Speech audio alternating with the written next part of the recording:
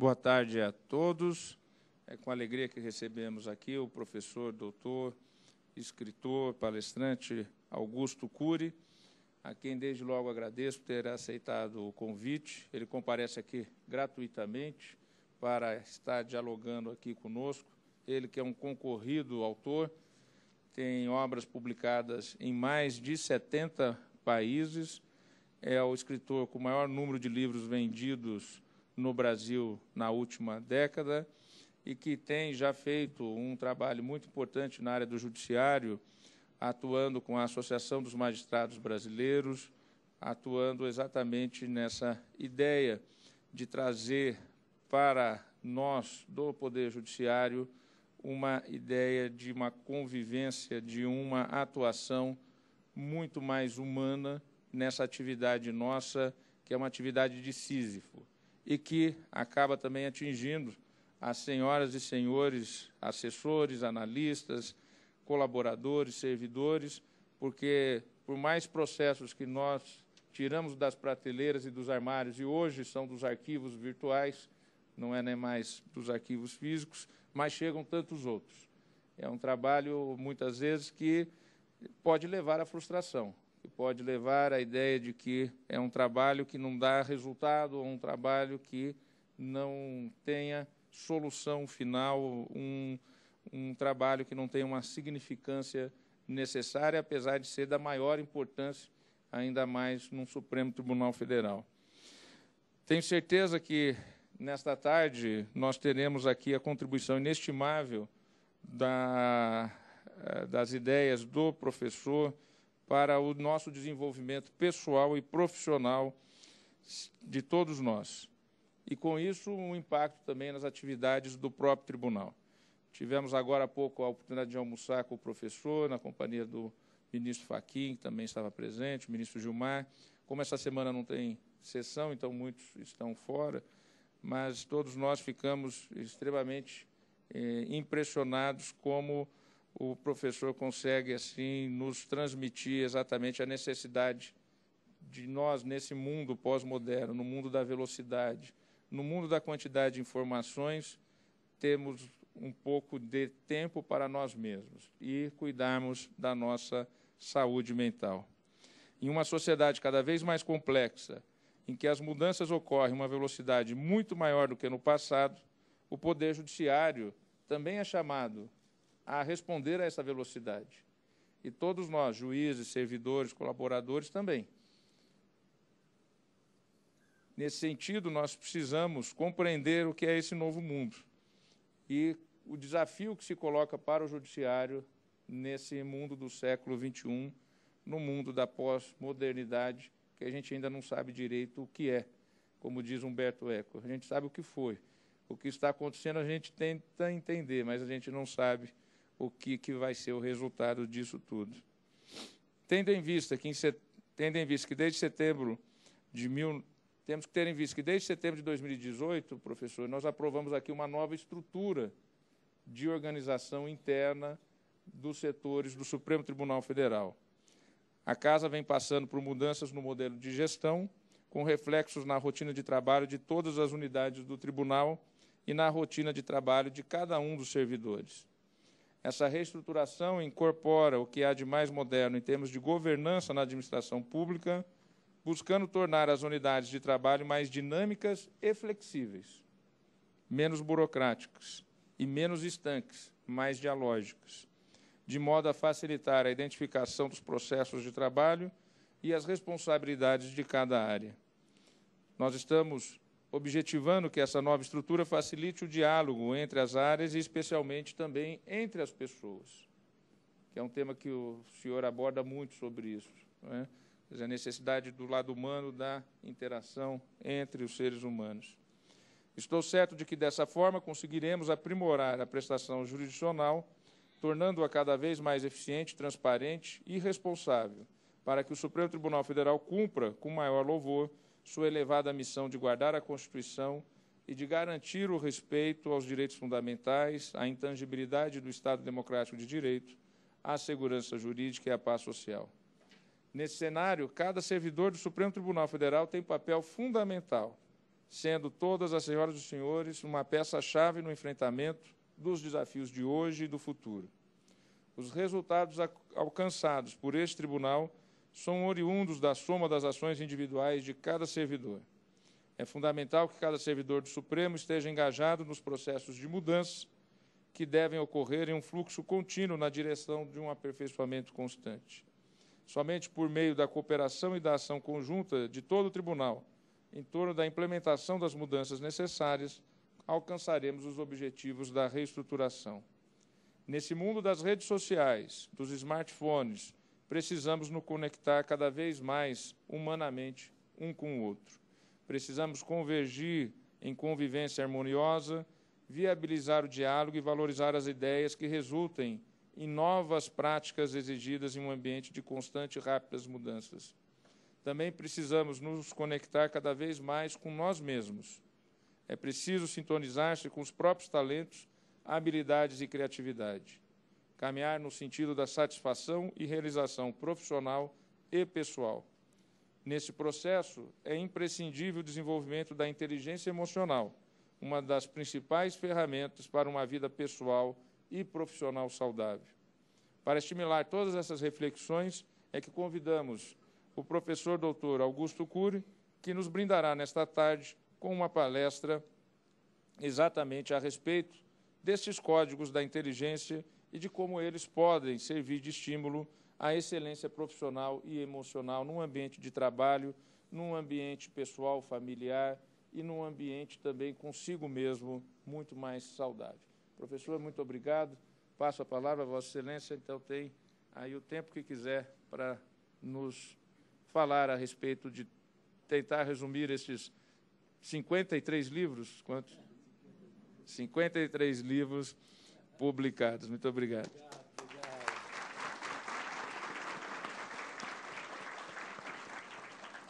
Uma grande honra estar aqui, Dr. Dias Toffoli, presidente do Supremo Tribunal Federal, e diante desse staff formado por mentes brilhantes, falando sobre o mais complexo de todos os planetas, o planeta Mente. Mas antes de fazer minha preleção, eu quero fazer um questionamento para vocês. Eu posso dar essa minha conferência, vocês atuando como meus espectadores, na verdade, se comportando como meus espectadores, ou então vocês atuando como meus alunos do treinamento de gestão da emoção, dos códigos da inteligência. O que vocês querem? Ser alunos ou espectadores? Cuidado. Eu sou um professor exigente. Um professor, na atualidade, essa é uma das minhas teses, no mundo todo devia mudar a sua dinâmica. Ele não deve ser mais um transmissor de informações, até porque a inteligência artificial vai substituir todos aqueles que apenas transmitem conhecimento. O professor, o educador, o mestre, deveria provocar os seus alunos, inspirá-los a fazer a mais importante viagem que ele deve empreender nesta belíssima e curtíssima trajetória existencial, uma viagem para dentro de si mesmo. Queridos alunos, então, vamos conhecer um pouquinho mais esse mundo que nos tece como Homo sapiens. Somos tão complexos que, quando nós não temos problemas, nós os criamos. Freud, Piaget, Vygotsky, Kant, Hegel, Arthur Schopenhauer, Sartre, Nietzsche e tantos outros pensadores produziram teorias brilhantes, usando o pensamento elaborado, pronto. Mas eles não tiveram oportunidade de estudar o próprio pensamento, seus tipos, sua natureza, seus processos construtivos. Então, essa área da ciência, ela se tornou uma grande lacuna que bloqueou ou atrasou o processo de evolução da humanidade. Usamos o pensamento para ir e vir, usamos o pensamento para debater, para construir relações, para materializar nossas intervenções no trabalho, mas não sabemos simplesmente o que é o pensamento. Quais são os seus tipos? Como ele se constrói? Por exemplo, vocês só pensam aquilo que querem pensar? Sim ou não? Mas espera um pouquinho. Quem pensa o resto? Vocês estão dirigindo seu carro, 10 horas da noite, indo para a sua casa. Você está, claro, seja no GPS, ou então porque conhece todo o mapa da cidade, que deve virar à esquerda. E, de repente, o seu carro vira para a direita. Não parece um filme de terror? Aliás, quem é cineasta aqui? Levante as mãos. É errado, todos vocês são cineastas. Querem que eu prove? Quem é que de vez em quando faz na sua mente um filme de terror? Levante as mãos. Parabéns. Mas quem é que produz os pensamentos se não é só o eu? Essa é uma grande tese. Quais são os fenômenos que atuam em milésimos de segundos? Vou falar com muita humildade. Durante cerca de 25 anos, eu escrevi mais de 3.000 páginas sobre essa área. Neste país que não valoriza cientistas na estatura que merecem, em destaque a produção de ciência básica, eu me arrisquei a entrar nessa seara. Como se constrói os pensamentos? Quais são os papéis do eu como gestor da mente humana? Quais são os papéis conscientes e inconscientes da memória, bem como gestão da emoção e também o processo de formação de pensadores? Uma das coisas que me deixou abalado é que a natureza dos pensamentos, por si só, compreendê-la é revolucionário. Por exemplo, o pensamento é real ou virtual? Quando um psiquiatra atende um paciente que tem uma síndrome do pânico, sensação súbita e iminente que ele vai morrer ou desmaiar, o apagar das luzes. O paciente sabe que ele está ótimo de saúde porque fez todos os exames. Só que a emoção comprou a ideia de que ele vai fechar seus olhos para a vida. E o cérebro reage, produzindo taquicardia, aumenta a frequência respiratória, ou seja, um turbilhão para que ele possa fugir da situação de risco. Bom, quando o psiquiatra está atendendo, ou o psicólogo, atendendo um paciente que tem a síndrome do pânico, toda a interpretação do psiquiatra é real ou virtual? Quando um pai dialoga com o filho sobre um problema, ele o critica, aponta a falha, ou então orienta. O pensamento do pai é real ou virtual? Essa é uma grande tese. Quando os casais discutem um com o outro, é real ou virtual?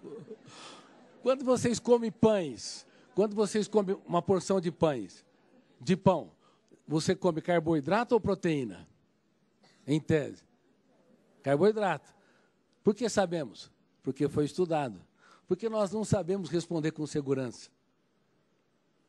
Porque não foi estudado a natureza dos pensamentos. Quando o juiz julga o réu, é real ou virtual? Por mais que ele tenha competência e habilidade. Queridos amigos, essa é uma tese tão importante que ela está ligada, inclusive, não apenas à construção de monstros, de fantasmas mentais na nossa mente, mas está ligada a uma série de atrocidades, de conflitos que nós desenvolvemos nas relações interpessoais. O pensamento consciente, ele é invariavelmente virtual. Tudo que eu penso sobre o outro não é o outro em si, mas é um sistema que conceitua, define o outro, mas eu entendo o outro a partir de mim mesmo. O pensamento é virtual e só na esfera da virtualidade nós conseguimos imaginar o futuro. O futuro é real ou uma possibilidade? Uma possibilidade, mas na esfera da virtualidade, a nossa mente, o Homo sapiens, desenvolve uma criatividade tão grande que nós antecipamos o futuro sem saber se ele vai se materializar. E mais de 90% das nossas preocupações em relação ao futuro não se materializam. Nós criamos em nosso imaginário um mundo ou possibilidades completamente fora da realidade. E sofremos por isso. Então, na esfera da virtualidade, todo ser humano se tornou um diretor de cinema. Ele constrói ambientes, personagens, circunstâncias, mas muitas vezes constrói para não promover a tranquilidade, o prazer, o encanto, mas para o asfixiar, para o angustiar. O passado também é irretornável. Mas como nós conseguimos resgatar o passado? Às vezes uma pessoa nos ofendeu, nos criticou. Às vezes você é vítima, por exemplo, de uma fake news e você não quer pensar naquilo. Já foi. você já leu, você já ouviu a mensagem de alguém que te machucou, mas por que nós ruminamos várias vezes, criando circunstâncias que às vezes nos angustiam? Porque na esfera da virtualidade temos o poder de construir e reconstruir e dar novas cores e sabores a um estímulo estressante do passado. O pensamento consciente, ele é virtual. Por ser virtual, nos tornou uma espécie extremamente inventiva, criativa, capaz de produzir artes, literatura, capaz de desenvolver arquitetura, capaz de construir um mundo de ideias e imagens. Mas nunca se esqueça, tudo que você pensa sobre o outro é virtual. Se você não se esvaziar de si, você não vai julgar o outro mais próximo do que ele é. Se você não criticar as suas tendências, não criticar a capacidade ansiosa de julgar ou até mesmo de apontar seus dedos, você pode machucar as pessoas que mais ferem. E mais de 90% dos comportamentos dos pais em relação aos filhos os pioram, porque frequentemente está maculado pela dor que o pai sente naquele momento. Está enviesado pelo sentimento de autoridade que foi enfrentada naquele momento. Os casais começam o seu relacionamento no céu do romance, mas frequentemente o terminam no inferno dos atritos. Por quê? As pessoas que prometeram se amar na saúde e na doença, na tristeza e na alegria, agora não suportam a mínima contrariedade. Porque na esfera da virtualidade, eu perco a capacidade de entender o outro na sua dimensão, ou a outra na sua complexidade, e me torno um juiz, me torno um apontador de falhas, me torno um julgador de maneira inadequada. Se eu soubesse, se eu tivesse consciência que o pensamento é virtual, eu abraçaria mais e julgaria menos. Agora, não estou falando em termos de julgar processos, estou falando das nossas relações interpessoais. Se eu soubesse que o pensamento é virtual, eu apostaria muito mais e excluiria muito menos, porque frequentemente eu me coloco no processo. Queridos amigos, nossa espécie faz guerra, porque frequentemente nós atribuímos ao pensamento uma verdade que ele não tem. Capacidade de julgar, capacidade de eliminar, capacidade de excluir pessoas. Por exemplo, eu escrevi mais de 700 páginas sobre Adolf Hitler e as técnicas de marketing de massa que ele usou para devorar o inconsciente coletivo da Alemanha. Depois, agredir, violentar os marxistas e depois os judeus e outras minorias. Adolf Hitler era tosco, rude, inculto, mas a maneira como ele discursava, a maneira poderosa, esse carisma, que não é um carisma inteligente, mas que era empoderado pelas palavras, fez com que milhões de pessoas, na terra de Kant, o grande filósofo, na terra de Schopenhauer, de Nietzsche, aquelas pessoas insuspeitas, eliminasse seres humanos da nossa espécie, levasse crianças, adolescentes e mulheres para os campos de concentração. Na esfera da virtualidade, se nós não temos consciência crítica, nós podemos atuar como deuses, atribuir ao pensamento uma verdade que ele jamais teve. Por isso, uma pessoa que se interioriza, que sempre coloca suas teses, as suas opiniões em xeque, capaz de serem revisadas, ela é muito mais madura, produz muito mais ideias, é muito mais generosa. Uma pessoa que é radical, egoísta, egocêntrica, ainda que tenha uma cultura acadêmica no mais alto nível, vai machucar, ferir, vai passar por cima dos direitos humanos das pessoas que estão ao seu redor.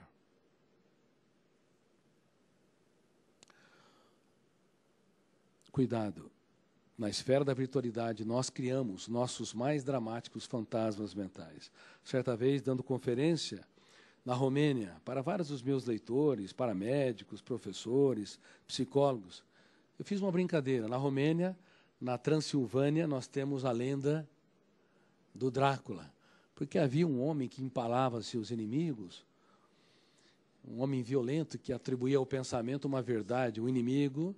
O meu desafeto, na verdade, um inimigo a ser abatido. Toda vez que nós temos uma posição radical, tenha certeza, somos deuses, atribuímos ao pensamento uma verdade que ele jamais teve.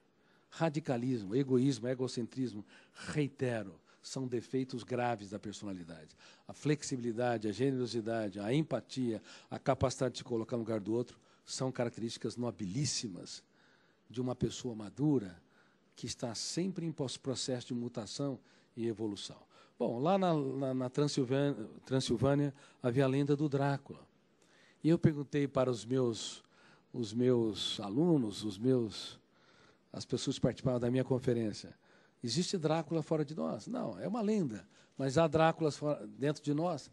Metaforicamente há. Há muitos vampiros que sugam o que nós temos de melhor. Por exemplo, vocês gostam de ir a velórios? Nós vamos às lágrimas, porque perdemos alguém. Mas quem é que sofre por antecipação aqui? Levante as mãos. São meus alunos, levante bem as mãos. A maioria. Tem gente que sofre tanto que nem consegue levantar as mãos direito. Sofrer pela antecipação é fazer o velório de problemas que não aconteceram. Mas por que nós fazemos? Na esfera da virtualidade, nós trazemos o futuro para o presente e infectamos o único momento em que os direitos humanos são exercidos. O direito de ser feliz, relaxado e realizado. Toda pessoa que sofre por antecipação, ela tem uma atitude de ser um algoz de si mesma, por mais ético que seja.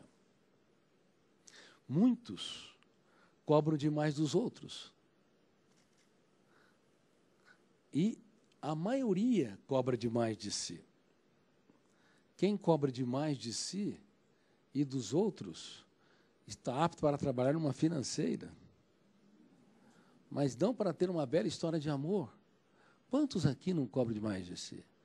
Quando você cobra demais de si, sem que você perceba, você aciona um fenômeno inconsciente chamado RAM, registro automático da memória, que vai arquivar janelas traumáticas ou killer. Toda vez que você cobra demais de si, você pensa que está sendo mais eficiente.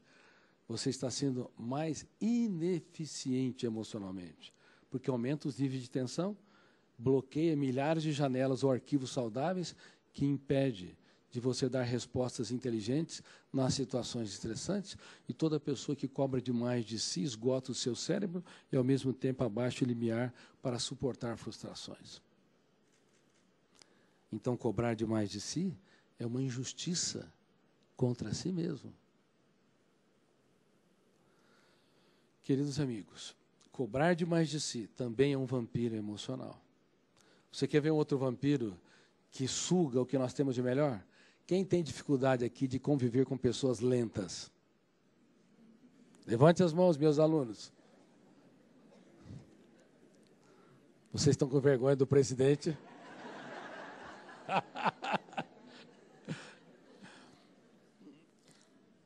Vocês escolheram serem meus alunos.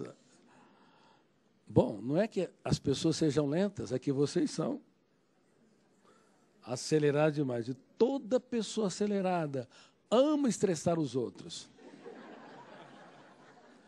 Tem pessoas que me dizem, Dr. Cury, casei com um homem muito difícil. Minha filha, se você escolher um homem muito difícil para viver, você não deve ser tão fácil. E ele vai ficar mais difícil se você ficar provocando ele, porque, no mau sentido, ficar pressionando, discordando dele, ele não tem o mesmo ritmo de construção de pensamentos que você. Costumo brincar, se você é um avião, não queira que um trator ganhe asas. Mas um trator tem sua funcionalidade, suca a terra, prepara para o alimento, tem pensamento estratégico.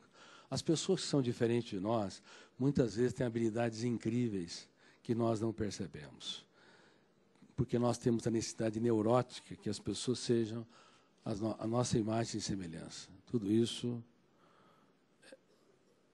compromete os direitos das pessoas serem felizes. Nós falamos tanto de direitos humanos, mas esquecemos que os direitos humanos mais singelos nas relações interpessoais são violentados. Também uma pessoa que é acelerada, ela frequentemente não corresponde às expectativas, as pessoas não correspondem às suas expectativas, o que esgota o seu cérebro. É por isso que, na atualidade, nós estamos na era da agitação mental, na era da síndrome do pensamento acelerado. Toda pessoa que pensa demais, esgota demais o seu cérebro, diminui os seus níveis de paciência para tolerar contrariedades. E quando eu tive o privilégio de descobrir essa síndrome do pensamento acelerado, eu, ao mesmo tempo, fiquei muito triste, porque eu percebi que nós violamos a caixa preta do funcionamento da mente de maneira atroz. Isso antes de Steve Jobs lançar seu celular, seu smartphone, em 2007. Eu já denunciava essa síndrome.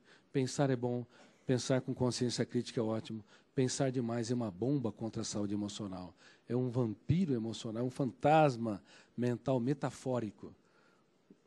Um fantasma que suga o que nós temos de melhor. Cuidado, pensar sem gerenciamento é capaz de levar muitos a desenvolverem sintomas psicossomáticos, como dores de cabeça e dores musculares. Presidente, o senhor não precisa responder, tá certo? Mas quem tem dores de cabeça ou dores musculares? Levante as mãos. Levante bem as mãos. É a maioria, mas antigamente não era assim. As pessoas, elas tinham um corpo mais saudável, não havia um grito de alerta de bilhões de células clamando, mude seu estilo de vida. Mas por que dores de cabeça, dores musculares, nó na garganta? Por que acordar cansado? Às vezes, aumento da pressão sanguínea. Esses sintomas estão aparecendo coletivamente, inclusive nos seus próprios filhos. Não pense que a saúde dele está perfeita. O fato de ficar horas a fio com o aparelho digital, a quantidade de informação que é registrada no cérebro por esse biógrafo inconsciente chamado fenômeno RAM, registro automático da memória, é tão grande que uma criança de 7 anos de idade, hoje, tem mais informações que o imperador romano tinha no auge de Roma. Não é suportável. E esse excesso de informação faz com que 4 fenômenos inconscientes, que não haviam sido estudados pelos brilhantes pensadores do passado, eles acelerem-se, lendo a memória, numa velocidade nunca antes vista. Primeiro fenômeno, o gatilho da memória. Esse gatilho é importante, é o fenômeno da autochecagem. Vocês aqui só entendem cada verbo que eu conjugo tempo espacialmente porque há nuvens de gatilho disparando-se na grande cidade do córtex cerebral, abrindo milhares de arquivos ou janelas, assimilando milhões de dados para vocês entenderem os verbos, os pronomes, os adjetivos. A construtividade de pensamentos é tão complexa que, se você entender minimamente, você vai começar a respeitar até as pessoas que te ferem e entender que por detrás de uma pessoa que te fere, há uma pessoa ferida. Você vai entender que mesmo um paciente em surto psicótico, que rompeu os parâmetros da realidade, acha que o mundo conspira contra ele, tem ideias paranoicas, nem de longe é uma pessoa que tem uma intelectualidade de baixa complexidade. É tão complexo que há disparos do gatilho da memória. Primeiro copiloto abrindo milhares de janelas, segundo copiloto, a âncora se fixa em vários arquivos, não estabelecendo os parâmetros lógicos para dar direção ao pensamento. É uma nuvem de ideias e imagens mentais complexas, mas desconexas. Não podemos jamais diminuir uma pessoa, seja quem for, seja pela sua ideologia política, seja pela sua ideologia religiosa, filosófica, ou até sobre o seu estado mental. Quando você entende minimamente que há vários atores coadjuvantes que, além do eu, lê a memória e produz cadeias de pensamentos, ideias, emoções, sonhos, para nos inspirar, para nos entreter, para nos motivar. Porque sem essa fonte que nós produzimos, sem essa fonte mental, o Homo sapiens teria depressão coletiva. A maior fonte de entretenimento não é a TV, não é o esporte, não é a literatura, não é a música. É um mundo ininterrupto de construção de imagens, reitero, pensamentos, ideias, fantasias, sonhos na nossa mente. Quando essa fonte falha, nós vamos ter aquelas pessoas que têm todos os motivos para serem alegres. Têm uma boa família, têm um bom trabalho, têm bons amigos, mas são infelizes. Cobram demais de si, como lhes disse. São autoexigentes, são insatisfeitos, nunca aplaudem o que têm, estão sempre procurando aquilo que não têm. São mendigos emocionais, precisam de muitos estímulos para terem migalhas de prazer. E uma das minhas denúncias mundiais, na atualidade, é que estamos na era dos mendigos emocionais. Nós aceleramos tanta construção de pensamento que não apenas produzimos essa sintomatologia rica, reitero, sofrimento por antecipação, ruminação de perdas, mágoas e frustrações, dificuldade de conviver com pessoas lentas, autocobrança, e físicos, lembra? Dores de cabeça, dores musculares, às vezes queda de cabelo, nó na garganta, aumenta a pressão sanguínea. Mas não apenas isso, nós também contraímos, asfixiamos a capacidade de vivenciar o prazer em nossa rotina diária.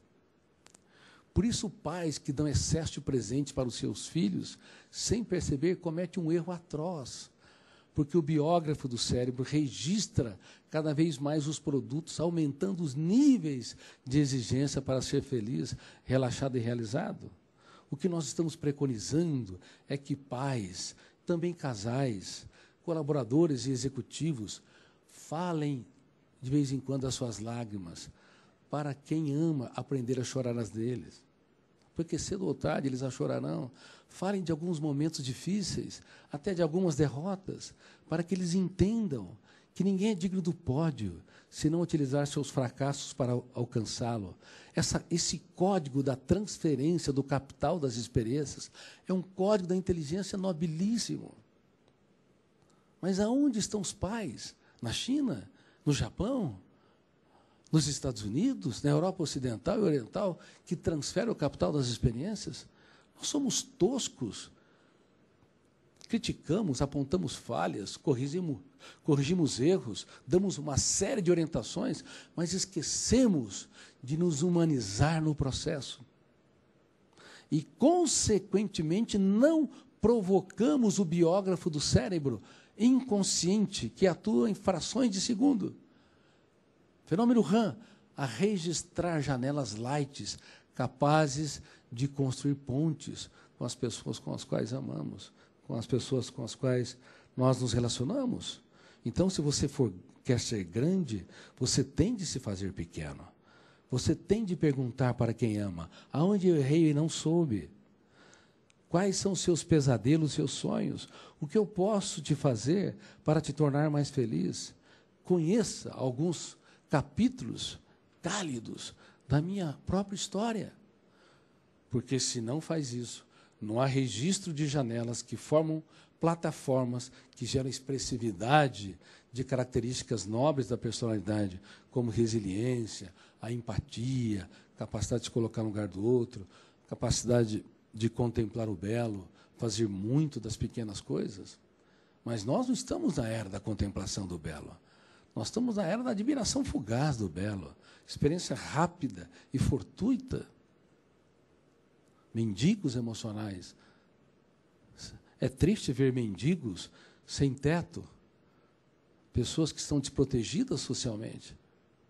Mas o que nós não falamos é que há milhões, talvez centenas de milhões de mendigos morando em casas, apartamentos, às vezes belas casas e belos apartamentos, mendigando o pão da alegria, precisando de muitos estímulos para ter migalhas de prazer. Muitos aplausos, reconhecimentos e produtos. Cuidado. Eu te pergunto, você vive uma vida que vale a pena ser vivida? Você se encanta com a existência? Você é alguém que vive essa técnica, o pacto do eu como consumidor emocional responsável. Eu não compro aquilo que não me pertence. Meu eu, ele é treinado, educado e lapidado para comprar aquilo que eu quero. Se alguém me ofendeu, minha paz vale ouro. O resto é insignificante. Se o teu eu é resiliente, se o teu eu vive esse código, pacto do eu como consumidor emocional responsável, você vai se treinar a proteger a sua emoção. Ela não pode ser terra de ninguém. E você vai aumentar os níveis de prazer. A vida vai ter outro sabor, porque você vai registrando janelas light. E quanto mais você registrar, mais você muda a paisagem da memória. Em destaque da MUC, memória de uso contínuo, que corresponde a 2% talvez da memória, que é a memória onde nós mais utilizamos para produzir cadeias de pensamentos, preocupações, ideias, criatividade, debater assuntos, trabalhar em equipe. Essa MUC, que é a área mais vital, que é a memória consciente, ela tem de ser ajardinada. Ela tem que ser irrigada. Você não pode cobrar demais de si mesmo, porque você desertifica a sua MUC, memória de uso contínuo. Você tende a aprender a tolerar as pessoas que te frustram. Reitero, porque por detrás de uma pessoa que nos fere, há sempre uma pessoa ferida. Você não pode ficar velando os problemas que não aconteceram, porque também você registra janelas killer, você desertifica aquilo que você tem de melhor. Por isso que os piores inimigos de um ser humano não estão fora deles. Não estão fora dele, está dentro dele. É quando o eu não assume o papel solene de diretor do script da nossa história. E é por isso que também uma das minhas teses é que a educação mundial precisa ser reciclada. Precisamos passar da era da informação, da era do bombardeamento do córtex cerebral com dados, para a era do eu como gestor da mente humana. O eu tem de gerir a nossa mente e a nossa emoção com inteligência. Caso contrário, vamos desenvolver, entre elas, a síndrome do pensamento acelerado. Deixe eu fazer uma pergunta aqui. Me respondam. Se me responderem coletivamente, vou encaminhá-los um mês para um hotel fazenda. Sejam transparentes. Eu estou dando um treinamento, não estou dando uma conferência. Eu não tenho tempo, com muita humildade, muita humildade. Demora anos para aceitar um convite de uma conferência. 4, 5 anos. Eu só dou treinamento agora. Então, vocês estão num treinamento, se sintam nesse treinamento. Por isso que é tudo tão rápido. Eu preciso que vocês assimilem algumas informações. Quem é aqui que tem déficit de memória ou esquecimento? Levante as mãos. Quem não levantou as mãos é porque esqueceu de levantá-las. Quase todos. Por que quase todos? Esgotamento cerebral, quantidade de janelas tensas e ansiosas, autocobrança. Você não tem sido... Você pode ser ótimo como profissional, mas você tem sido um carrasco de si mesmo em relação à sua saúde emocional. Não é adequado. É um grito de alerta do cérebro suplicando: mude seu estilo de vida. Você tem de ter um caso de amor com a sua saúde psíquica. E nenhum psiquiatra pode fazer isso por você, nenhum psicoterapeuta, porque é de foro íntimo. O eu que representa a capacidade de escolha. E grave isso. Toda escolha tem perdas. Se você quer conquistar o essencial, tem de perder o trivial. Por exemplo, se você quer conquistar as pessoas, tem de parar com a necessidade neurótica de criticar e começar a perguntar o que você pode fazer para torná-los mais felizes. Se você quer ser um excelente profissional, você tem que deixar algumas horas que você poderia estar passeando e você tem que reciclar-se profissionalmente para estudar determinados assuntos. Toda escolha tem perdas. Ninguém pode ganhar tudo se quer ganhar o essencial. Se você quer ter saúde psíquica, uma vida mais tranquila e relaxada, você tem de contemplar o belo, diferente do que, como eu disse, Adolf Hitler fazia um contato fugaz com animais. Você tem que abraçar as árvores, metaforicamente, falar com as flores.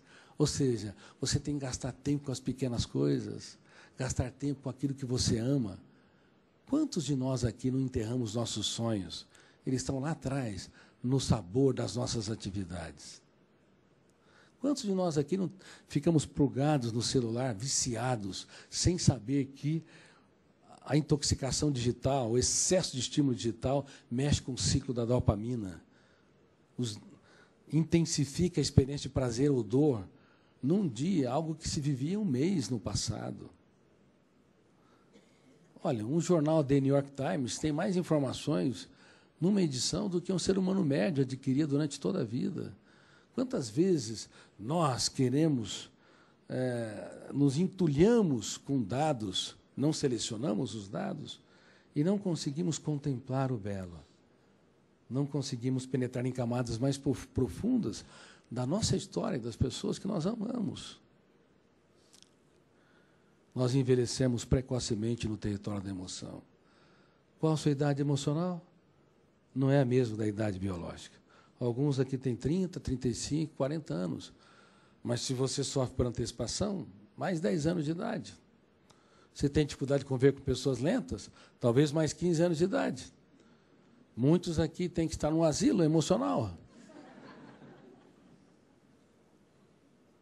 Cuidado. E outra coisa, além do envelhecimento precoce da emoção, o tempo emocional não é o mesmo que o tempo biológico. Os anos, biologicamente, fisicamente, têm 35 anos, tem 365 dias. Mas uma pessoa tensa, agitada, com a síndrome do pensamento acelerado, pode fazer de 365 dias um mês. O tempo voa, daqui a pouco passou o ano. Ela não desfruta, não se deleita, não se encanta, não executa os seus sonhos. Se tornou uma máquina de atividades, uma máquina de se informar, uma máquina de resolver problemas, mas não um ser humano complexo e completo.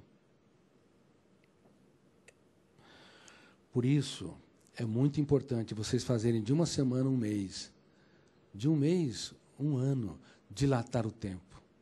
E, para isso, tem de desligar os smartphones nos finais de semana.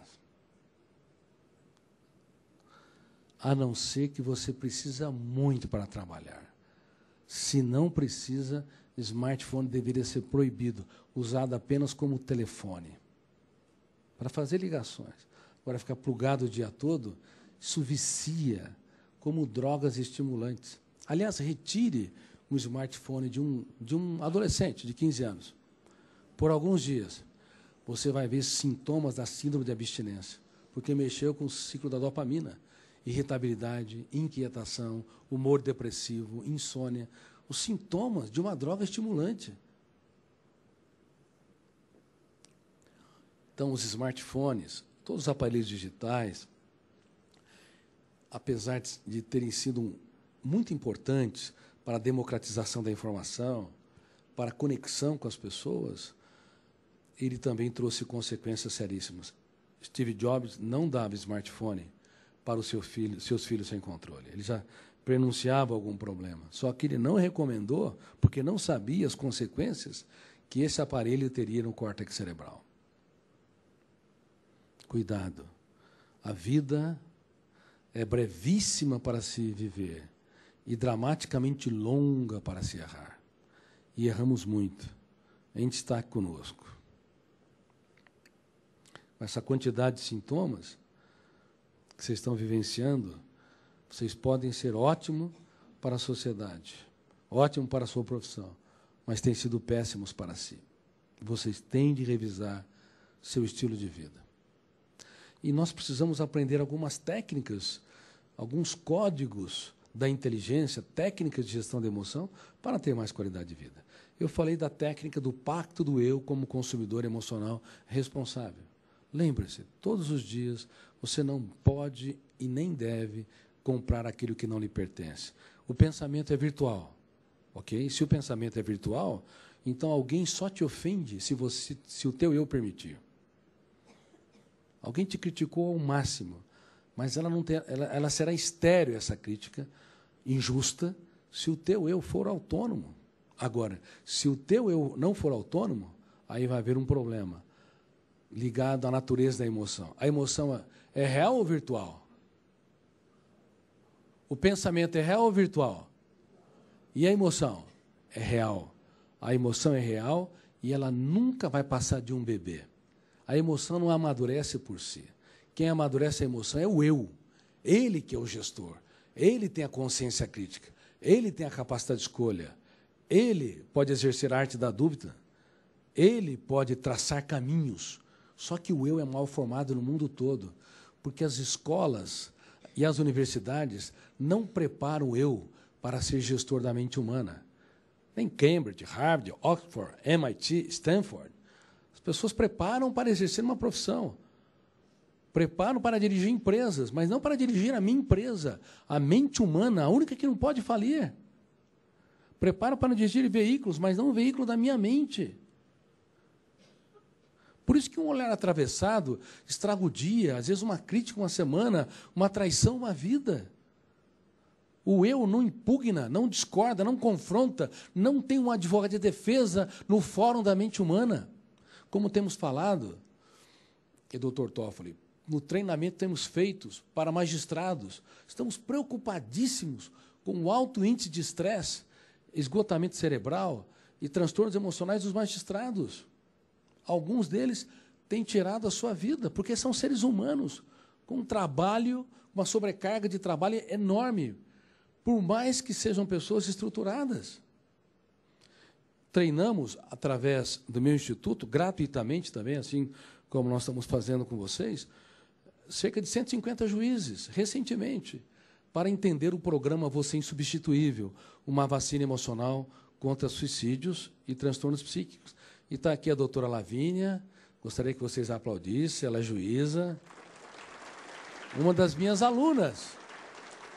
Não é isso, doutora Lavínia? Quantos juízes foram beneficiados e agora está aplicando nos fóruns, com instituições, o programa Você Insubstituível, também é gratuito, que é um programa de prevenção de suicídios, talvez o primeiro no gênero, baseado em gestão da emoção, e também de transtornos emocionais, até também prevenção de bullying nas escolas.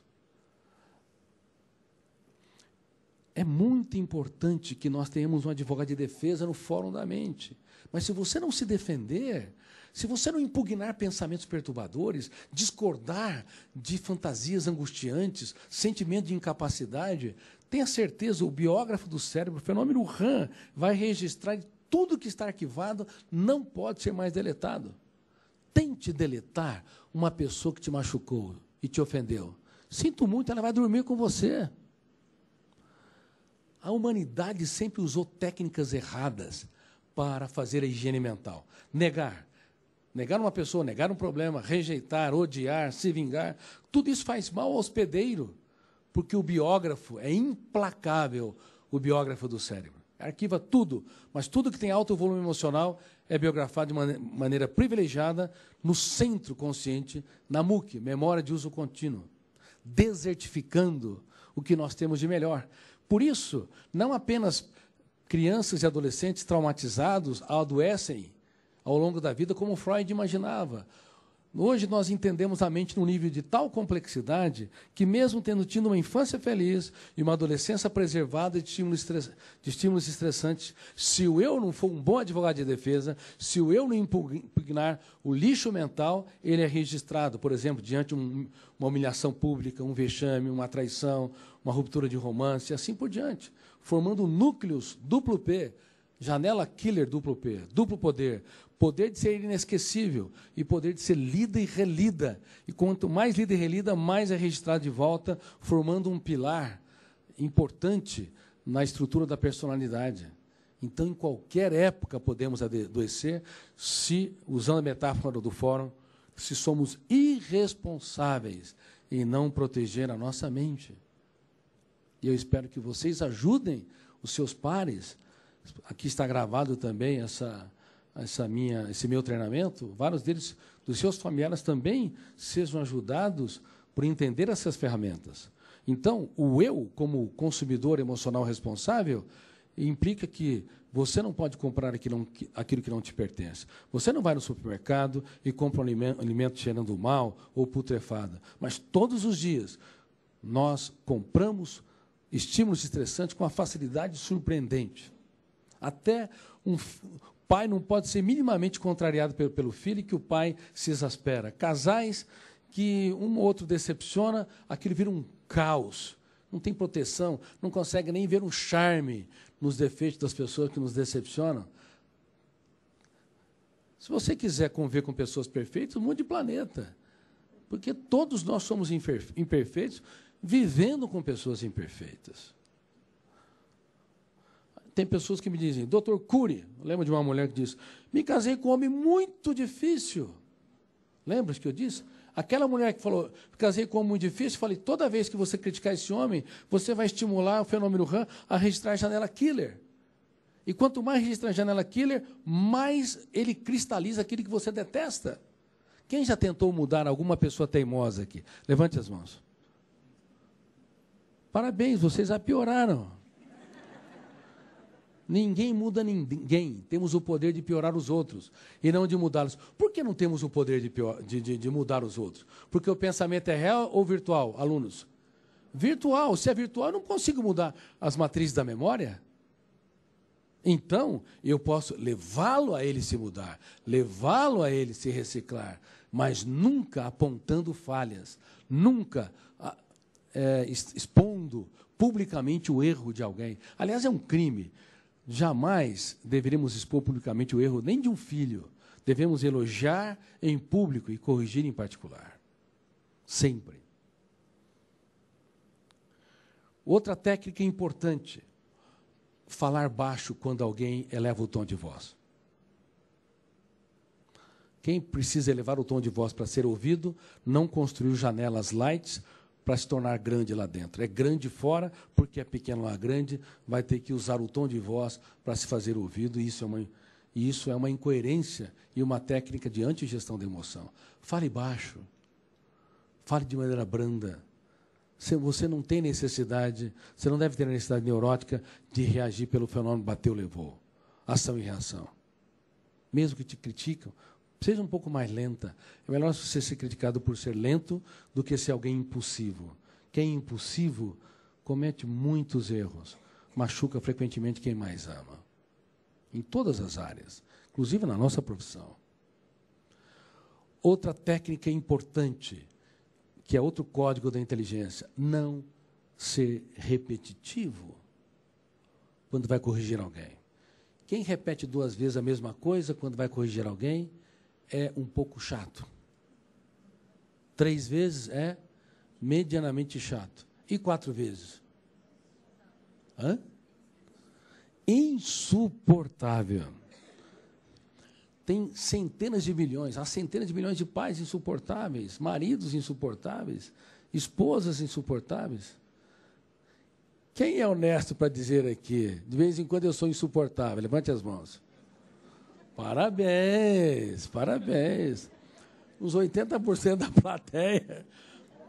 Só que você tem que reciclar isso. Não adianta repetir. Se você repete, você detona o gatilho, primeiro o fenômeno inconsciente, abre uma janela saudável, light, ou killer, doentia? Killer. Aí entra o terceiro fenômeno, em milésimos de segundos. Âncora da memória. A âncora liberta ou fixa o navio no porto? A âncora fixa o navio no porto e a âncora da memória é um fenômeno inconsciente que fixa o processo de leitura naquela janela traumática. Por isso, toda vez que você repete a mesma coisa, detona o gatilho, abre a janela killer, ele já sabe tudo que vem pela frente. Tudo que você for falar, o filho já não vai mais ouvir, o seu parceiro ou parceira também não ouvirá, porque os mecanismos inconscientes, eles entram em cena antes do eu, como fenômeno consciente. O primeiro ato do teatro mental não é consciente, ele é inconsciente. Por isso, cuidado com as palavras, elas não voltam. Com as melhores das boas intenções, pais traumatizam seus filhos. Com as melhores das boas intenções, casais asfixiam o seu romance. Com as melhores das boas intenções, executivos falem, antes de falir a empresa, falem as relações interpessoais. Por isso que nós estamos advogando que antes de corrigir alguém, exalte a pessoa que erra, antes de tocar no seu erro, para você trabalhar nos fenômenos inconscientes. Teu filho acabou de errar, você, ao invés de apontar a falha, você diz que acredita nele, que você aposta nele, e que ele é importante para você. Agora, pense no seu erro, 10, 15 segundos, que muda uma história. Você não precisa passar grandes sermões. Por quê? Se você usa essa pauta continuamente, detona o gatilho, quando você exalta a pessoa que erra, abre uma janela killer ou light saudável? Light. A âncora fecha ou abre o circuito? Abre o circuito. Milhares de janelas com milhões de dados são assimilados, você deixa de ser um invasor da privacidade.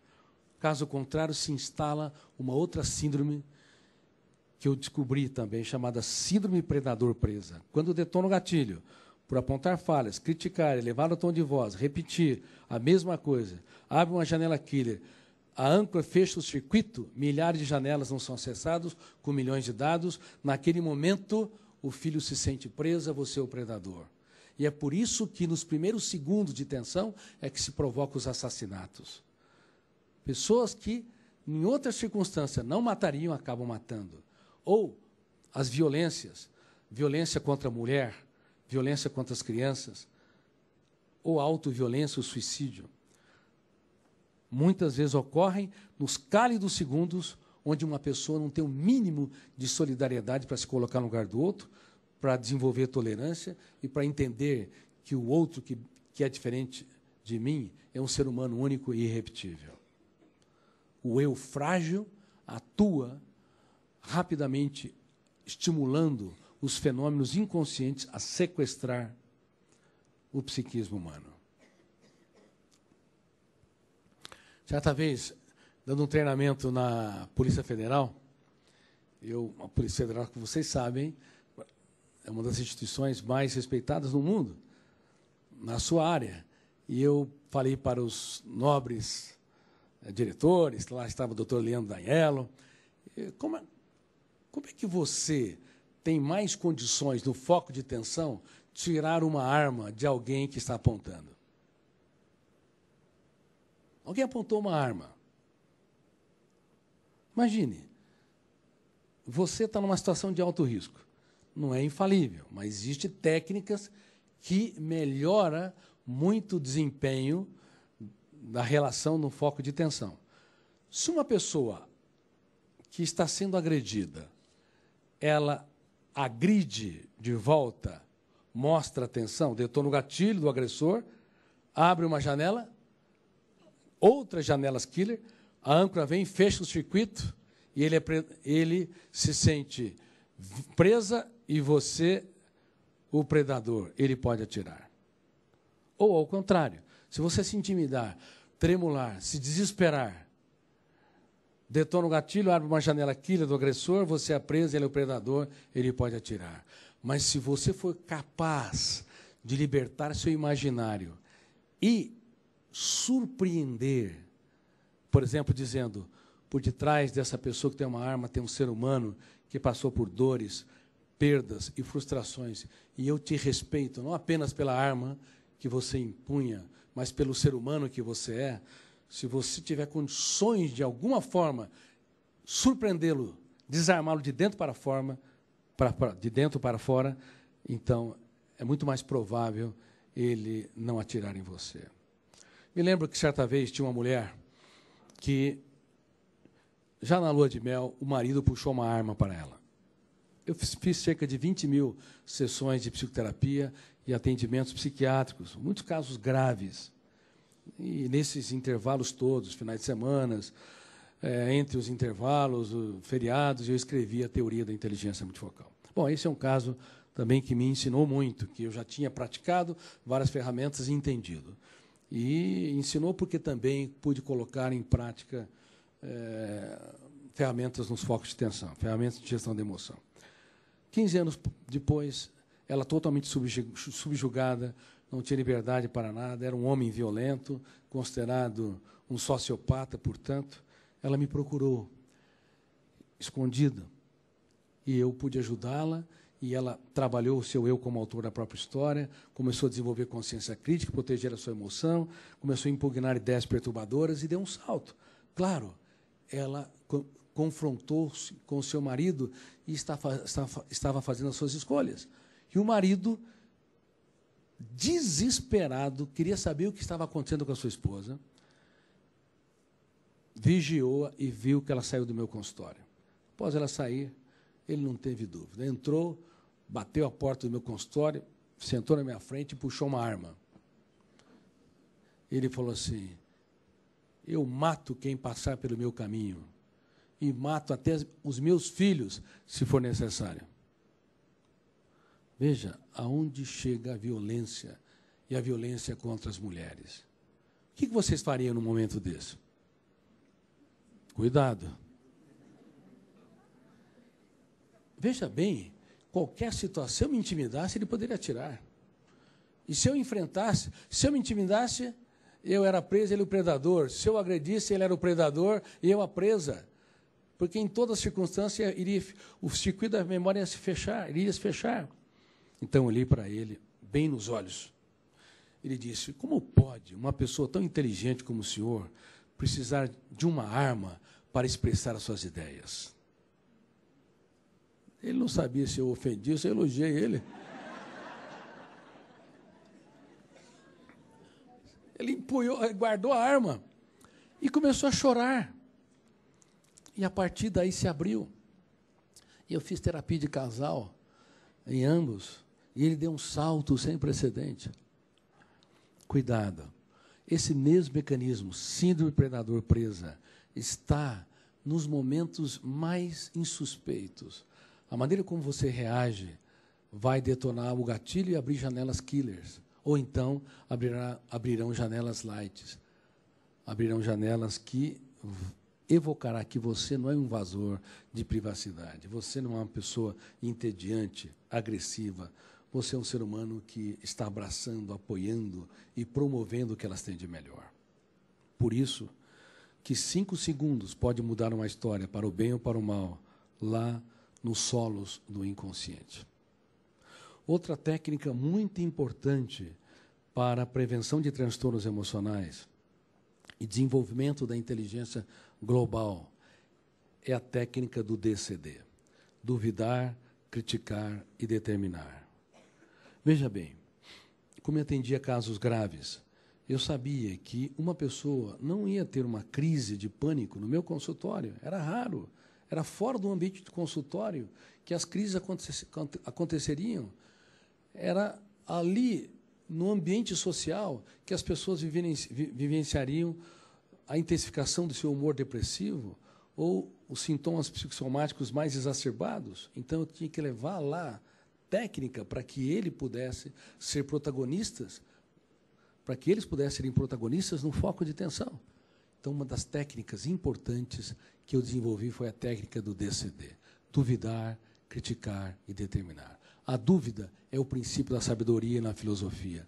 Ninguém brilhou no desenvolvimento de novas ideias se não duvidou das suas verdades, dos seus paradigmas. Einstein, naquela firma de patentes, ele não havia dado certo como um aluno brilhante, nem como professor, mas ele carimbava documentos e analisava documentos. Não havia um clima de orientação para uma tese de doutorado, não havia um ambiente intelectual, mas ele desenvolveu a arte da dúvida. Ele duvidava da teoria mecanicista de Newton e ele libertava o mais complexo de todos os pensamentos. O pensamento não dialético, que copia os símbolos da língua, esse que nós usamos para ler, escrever, debater, mas o pensamento imaginário, rebelde às convenções da lógica. Esse pensamento que constrói personagens, ambientes, circunstâncias. Ele libertou esse pensamento. Por exemplo, ele se via sentado num raio de luz e observava o que acontecia com o tempo, com o espaço. Einstein, então, usou a arte da dúvida, usou o pensamento antidialético e também usou a arte da crítica para criticar seu sentimento de incapacidade, para criticar suas limitações. E a crítica é o princípio da sabedoria na psicologia. Ninguém evolui, ninguém cresce, ninguém amadurece se não tiver consciência crítica. E, por fim, a arte da determinação estratégica é o princípio da sabedoria na área de recursos humanos. Pessoas são mendigas dentro de si, sempre são coitadistas, dó de si, ou conformistas, acham que nunca vão conseguir se reinventar, superar seus conflitos e conquistar pessoas, ou brilhar no seu trabalho.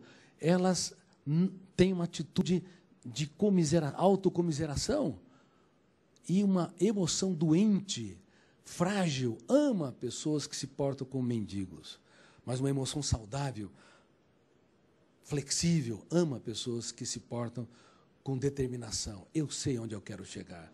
Eu sou tímido, frágil, Mas todos os dias eu vou impugnar minha timidez e vou expressar as minhas ideias com espontaneidade, ainda que eu seja criticado, ainda que eu possa ser vaiado.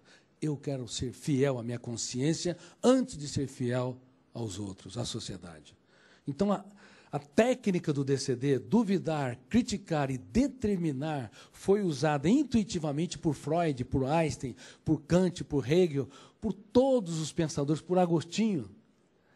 E ela deve ser usada hoje, cotidianamente, para fazermos a higiene mental. Mas no mundo todo não se usa. Nosso eu é passivo. Vocês tomam banho? Tem certeza? Que tipo de banho? Quem toma 2 banhos por dia? Que levante as mãos. 3. Se falar 4, eu vou ter que conversar com você. Porque você pode estar tendo toque, transtorno obsessivo compulsivo. Eu já tive pacientes que tomavam 40 banhos por dia. Tomava banho, se refrescava, detonava o primeiro fenômeno inconsciente. Qual é? Gatilho da memória. Abria a janela, light, ela estava refrescada. Sentia-se bem, janela light, a âncora se abria. Mas quando ela ia se enxugar, sentia que tinha vírus e bactérias na toalha. Detonava o gatilho, abria a janela, killer, a âncora fechava, o circuito sino predador presa. Ela era presa e as bactérias, o vírus, no seu imaginário, era um predador. E ela voltava para o ritual até que, depois de tantos banhos, esgotava o cérebro e ia dormir. Ou acabava a água. Ela teve que aprender a usar a arte da dúvida, da crítica e da determinação estratégica. Duvidar todos os dias de tudo aquilo que te controla. Porque tudo que você crê e é doentio, se você não duvidar, se torna uma verdade, ainda que virtual, que a emoção compra como real e você leva para o seu túmulo os seus conflitos. Na verdade, a maioria dos seres humanos, a grande maioria, leva para o seu túmulo os seus conflitos. A maioria não toma banho emocional, não faz higiene mental. Por favor, uma forma de impugnar é duvidar de tudo aquilo que te controla. Outra forma de ser um advogado de defesa é você criticar cada ideia perturbadora no exato momento em que ela aparece. E você tem 5 segundos para isso. Se não registrou, não pode ser mais deletado. A memória humana não se deleta, a não ser que haja injúria física, tipo mal de Alzheimer, ou então um tumor cerebral, um traumatismo crânioencefálico e assim por diante. Excetuando a injúria física, nós vamos levar por toda a nossa história os nossos conflitos se nós não reeditarmos as janelas traumáticas. E reeditar passa por esse código triplo fascinante. Eu duvido de tudo aquilo que me controla. Todos os dias eu critico as minhas ideias angustiantes e eu determino estrategicamente aonde eu quero chegar. Assim, você vai aprendendo com todas as suas imperfeições, com todas as suas falhas, a escrever os capítulos mais nobres da sua história nos momentos mais difíceis de sua vida.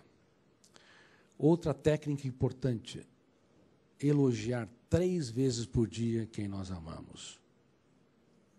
Quem é especialista em apontar falhas está apto, reitero, para lidar com máquinas, mas não para formar mentes brilhantes. Se você é um apontador de erros constantemente, você faz um desfavor para quem ama. É até para os seus colegas de trabalho. Lembre-se daquela mulher que falava que o marido era difícil? Minha filha, de hoje em diante, você vai elogiar seu marido. Ele fez 10 segundos. Ele teve 10 segundos onde ele foi calmo, tranquilo. Você vai exaltar. Parabéns, querido, como você tem autocontrole. Ele vai falar assim, mas não é a mesma mulher. Se ele se assustou, acertou. Elogie. Saiba que não é uma janela da memória que determina uma característica de personalidade. De hoje em diante, serei a pessoa mais calma do Supremo Tribunal Federal. E você é um poço de ansiedade. Funciona? funciona enquanto você está naquela janela. Mas tem milhões de janelas. Daqui a pouco alguém te decepciona, detona o gatilho, vai encontrar as janelas mais psicodisponíveis. Por isso que as pessoas perpetuam a sua miséria, suas mazelas. Porque é uma guerra de janelas. Vence as janelas que são em maior quantidade e qualidade e que são mais saudáveis ou doentias. Uma pessoa não é impulsiva porque ela quer reagir pelo fenômeno bateu, levou. Ela não é hiperreativa, não é angustiada, não é depressiva, não é mal-humorada, porque ela quer, ninguém quer ser. Ela é porque as janelas, núcleos de janelas, definem espontaneamente. Por isso, quando você compreende, reitero, aquela ferramenta ou aquele código da inteligência, você abraça mais e julga menos. Você vai começar a ver um charme nos defeitos das pessoas que falham com você, porque você também falha. A vida vai ser suave. Caso contrário, você vai viver com milhares de animais e não terá nenhum problema. Se viver com um ser humano, cedo ou tarde vai ter problema. Não é fácil conviver com um ser humano, mas pode ser muito mais fácil se você deixa de ser um neurocirurgião querendo operar o cérebro dos outros. Isso é gestão da emoção, código da inteligência. Então, elogie pelo menos 3 vezes por dia quem você ama. E, por fim, surpreenda. Por favor, encante as pessoas ao seu redor. Por exemplo, eu citei aqui aquele caso da pessoa que eu desarmei. Você pode chegar para o seu cônjuge. Ele acabou de falar com você, mas você olha nos olhos dele e ele diz, de todas as coisas que eu conquistei na vida, você é a melhor delas. Obrigado por você existir. Agora pense no seu comportamento. Ele ou ela vai ficar tão constrangido. O que está acontecendo, hein? Porque você detonou o gatilho, abriu janela. Light ou killer? Light. Claro, vocês entenderam. Tudo em fração de segundo, em milésimos de segundo. Parou a guerra. Mas vocês conhecem aquelas pessoas que brigaram a vida toda e não se separaram? Não apenas drogas viciam, mas pessoas viciam em pessoas. Viciam em discutir. Separados são inteligentes, abrem outras janelas. Juntos, Terceira Guerra Mundial. Fale para o seu aluno, fale para o seu filho. Agradeça eles por existirem. Se alguém, por exemplo, te decepcionar muito no trabalho e você está a ponto de ter um infarto, de agredir ou ter uma reação inadequada, experimente você valorizar a pessoa que erra mais do que seu erro. Experimente encantá-la. Experimente dar um tapa de luva de pelica de alguém que entende que gestão da emoção são ferramentas notáveis para construir mentes brilhantes com uma emoção saudável.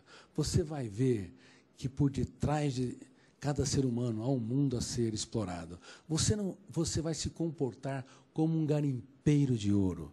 Um garimpeiro de ouro não cria o ouro, ele remove as pedras. E há muito ouro nos solos das pessoas que estão ao seu redor.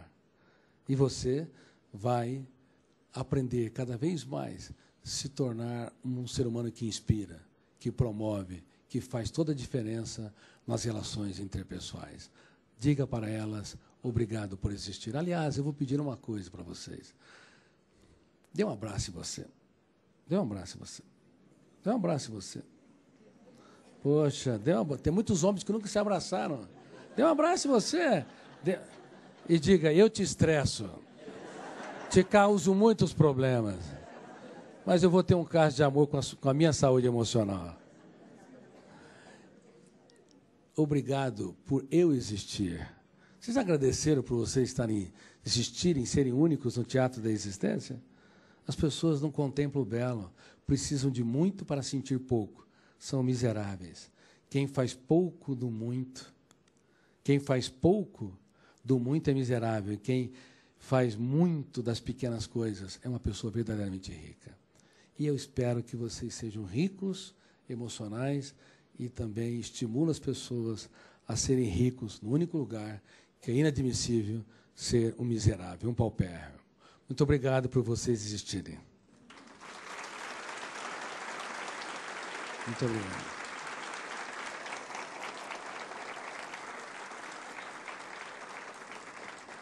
Eu vou responder algumas perguntas agora. Dá tempo? Deixa eu começar com... o Dr. Cury destacou bastante a questão das células killer, né, e as janelas que elas abrem. Mas as janelas light, elas conseguem combater as janelas killers? E uma outra pergunta dentro dessa. O registro fica em 5 minutos de um mal que alguém fez se você não impugná-lo de imediato. Como é que funciona o perdão daquele que já... O perdão tem que função? Muito obrigado. Bom, as janelas killers, elas podem neutralizar as janelas lights em destaque se nós fazermos uma técnica chamada mesa redonda do eu. Imagine uma pessoa que tem glossofobia, medo de falar em público. 75% das pessoas têm glossofobia. Quando ela vai dar uma conferência, ela sabe todas as informações, estão em vários arquivos, mas quando ela está diante da plateia, vê alguém bocejando, ou alguém saiu para ir no banheiro, detona o gatilho, abre uma janela killer errada, que não contém as informações que ela aprendeu e que vai dar a conferência, o volume de tensão fecha o circuito, naquele momento a plateia é predadora e ela é a presa. Agora, se fora do foco de tensão, no foco de tensão, ela pode fazer a técnica DCD. Por exemplo, ela duvida que não vai conseguir dar uma palestra no interior dela. Ela não está, ninguém está ouvindo. Ela critica a ansiedade e determina estrategicamente ser protagonista. Ela enxerta novas experiências no locus da janela killer. Então, ela reeditou. Mas fora do foco de tensão, como uma fobia ou um transtorno psíquico é formada por múltiplas janelas, então vencer uma batalha, reeditar uma janela killer, não quer dizer resolver um conflito. Tem múltiplas outras que vão reaparecer diante, por exemplo, da exposição de um trabalho em equipe ou uma nova plateia. Então, ela tem que fazer a mesa redonda do eu. O que é a mesa redonda do eu? O eu ele vai conversar com os fantasmas da mente. Como surgiu o meu medo de falar em público? Por que eu sinto que quando uma pessoa boceja, não está gostando da minha palestra? E por que eu sou obrigado a agradar 100% das pessoas? Em que circunstância eu perdi meu autocontrole? E como eu devo me portar daqui para frente? Não está na janela killer, ela não está sentindo a vergonha, medo, angústia, porque não está diante da plateia. Ela está fora do foco de tensão. Mas ela, com essa atitude, ela constrói janelas lights paralelas no inconsciente, ao redor do núcleo traumático. Então, quando ela está num foco de tensão e alguém bocejou, ou alguém saiu da plateia, detona o gatilho, abriu aquela janela killer, como tem janelas lights paralelas ao redor, ela resgata muito mais sua autonomia, sua capacidade de intervir. Então, reeditar as janelas, usamos uma técnica, por exemplo, a do DCD, e construir janelas lights, nós fazemos através de uma reflexão mais profunda, quando estamos, por exemplo, deitados na cama, ou quando estamos sentados numa poltrona, e nós atuamos como um advogado de defesa, alguém que vai ter uma estratégia para ser protagonista da nossa história num foco de tensão. Mas temos que saber que isso é um treinamento.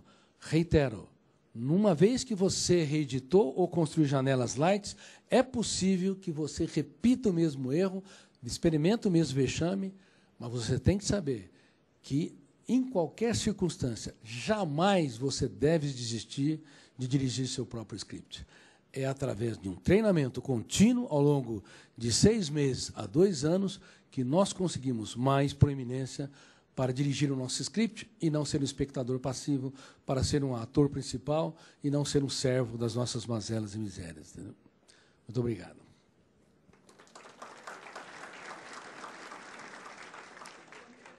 O que é? Ah, o perdão. O perdão. Eu escrevi, por exemplo, o livro O Homem Mais Inteligente da História, e que deve se tornar um seriado, para quem gosta. Neste livro, uma das coisas mais impressionantes é que, mesmo para o homem Jesus, o perdão não era um ato religioso, era um ato solene da inteligência. Quando ele estava tremulando sobre o madeiro, deveria detonar múltiplos gatilhos, janelas killer, fechar o circuito da memória, e ele não tem condição de raciocinar. Mas, para espanto da psiquiatria e psicologia, ele olhou para os seus torturadores e disse: Pai, perdoa-os, porque eles não sabem o que fazem. Mas espera um pouquinho. Eles estavam cumprindo a peça condenatória de Pilatos, sabiam o que estavam fazendo, mas, na verdade, ele entendeu que o circuito da memória estava completamente fechado. Mesmo as pessoas tendo reações conscientes, elas podem estar sequestradas em determinadas áreas do córtex cerebral. Então, ele entendeu como é que ele exercitou o perdão. Ele olhou historicamente para a funcionalidade da psique e exerceu de maneira inteligente uma capacidade de abraçar quem o machucava, porque por nada e por ninguém ele venderia sua paz. Então, o perdão, ele em destaque beneficia o perdoador. O perdão é a maior vingança contra o inimigo, porque quando você o perdoa, você neutraliza o biógrafo do cérebro para registrá-lo de maneira superdimensionada como janela killer. Então, um ato inteligentíssimo. Obrigado.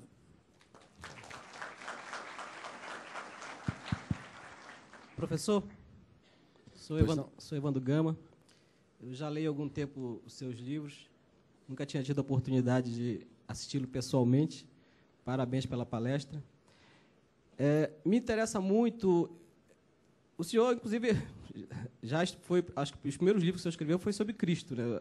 Análise da inteligência de Cristo, né? Sobre os ângulos da ciência, né? E sobre os ângulos da ciência. E isso me interessa muito, porque das minhas leituras que eu venho desenvolvendo, eu vejo uma íntima relação entre a espiritualidade e o que o Sócrates chamava de conhece-te a ti mesmo, né? E o perdão, você acabou de falar, não só com relação ao outro, mas principalmente a si mesmo, né, pelos seus erros que você comete.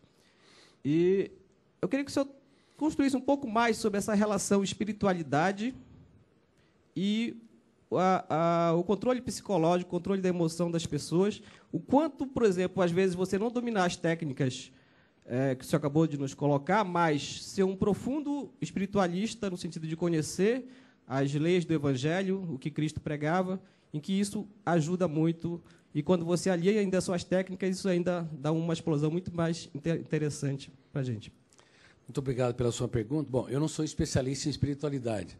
Eu fui um dos maiores ateus que pisou nessa terra, talvez mais do que Nietzsche, que escreveu sobre a morte de Deus, do que Sartre, que achava que Deus era uma ideia, enfim, do que Marx, que considerava Deus, a busca por Deus era o ópio que entorpece a mente humana. Como eu pesquiso sobre a fronteira da construção de pensamentos e a formação de pensadores, eu queria ver se esse homem famoso era, de fato, inteligente, nobilíssimo. Bom, eu fiquei perplexo. E descobri que as religiões todas falharam em não estudar a mente dele sobre os ângulos da ciência, em destaque das ciências humanas, né? Psiquiatria, psicologia, ciências jurídicas, sociologia, assim por diante. E as universidades foram tímidas também em não estudá-lo de maneira profunda, as ferramentas que ele utilizou para formar mentes brilhantes. O time de alunos que ele escolheu já era completamente abaixo da curva, não era fora da curva acima. Pedro era hiperativo, tenso e ansioso. Se fosse um aluno nos dias de hoje, ninguém queria tê-lo em sala de aula. João era bipolar. Num momento era tranquilo e sereno, no outro propôs para o seu mestre eliminar quem não andava com ele. Tomé era paranoico, desconfiava da própria sombra. Mateus era corrupto. E o melhor deles era Judas Iscariotes, o mais dosado, o mais sereno, da tribo dos Zelotes. Nunca colocava seu mestre em situação complicada, só que ele tinha o mais grave defeito. Ele não era transparente. E uma pessoa que não é transparente não tem consciência crítica, não mapeia suas loucuras, não recicla os seus conflitos, entendeu? Bom, ele escolheu esse time, mas imagine como ele vai ensinar esses jovens que eram muitas vezes pescadores, não viveriam no máximo 2 a 3 quilômetros, 5 quilômetros da sua casa. Eles não tinham cultura, não tinham experiência e nem tinham vocação para mudar a humanidade. A primeira ferramenta que eu achei surpreendente, pescadores de homens, vocês serão agora vinde, que vocês serão pescadores de peixes, vocês serão transformados em pescadores de homens. Eles nem entendiam o que era aquilo, nem sabiam os conflitos que teriam, mas ele usou o poder dos sonhos. Quando você ensina uma pessoa a sonhar, você vai entender que os sonhos, eles não te levam você a ter sucesso, mas é o único poder que tira do lugar onde você está. Sonharam com a humanidade, sonharam em transformar cada ser humano, mesmo uma prostituta numa rainha e um leproso num príncipe. Sonharam com a arte do perdão, sonharam em fazer das pequenas coisas um espetáculo aos olhos. No auge da fama, todo mundo queria mais um discurso brilhante.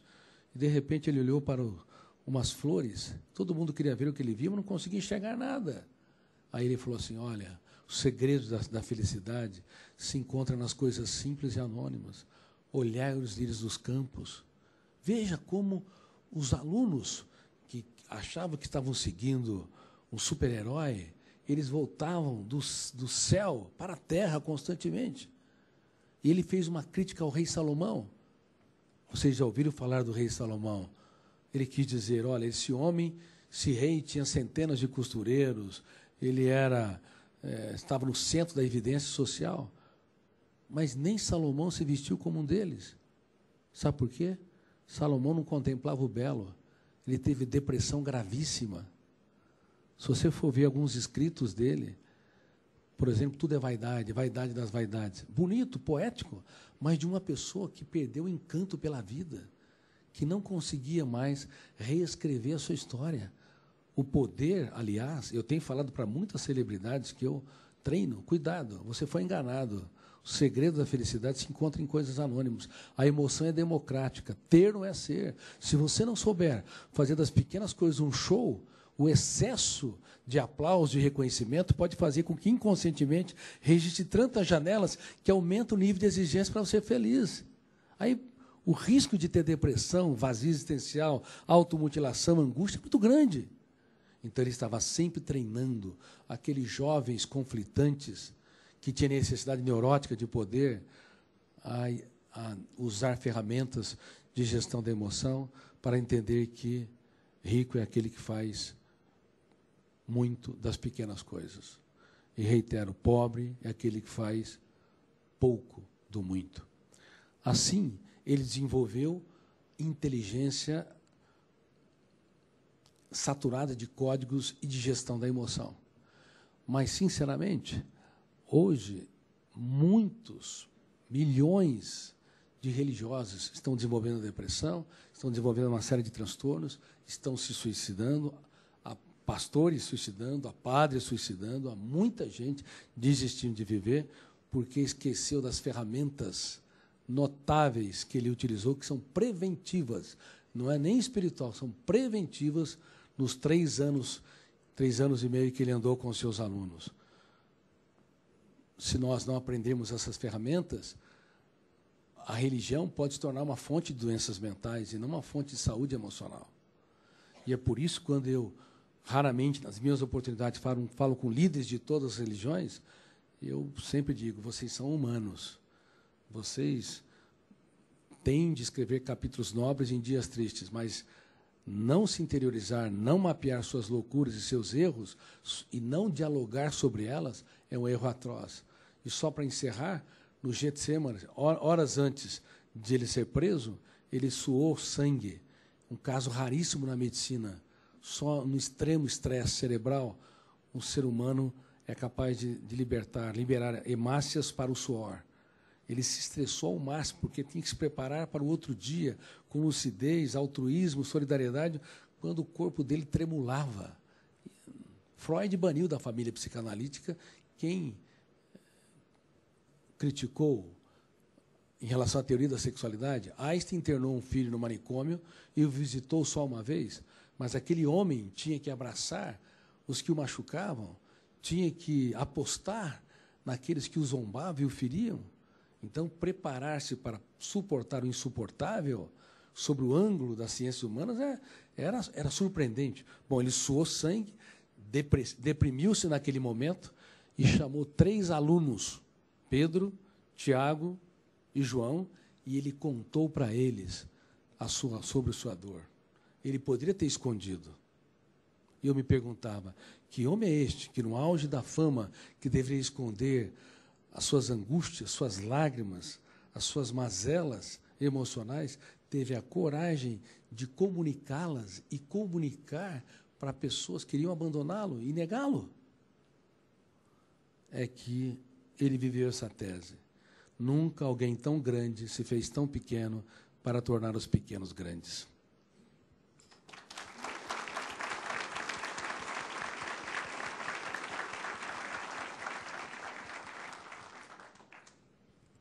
Boa tarde.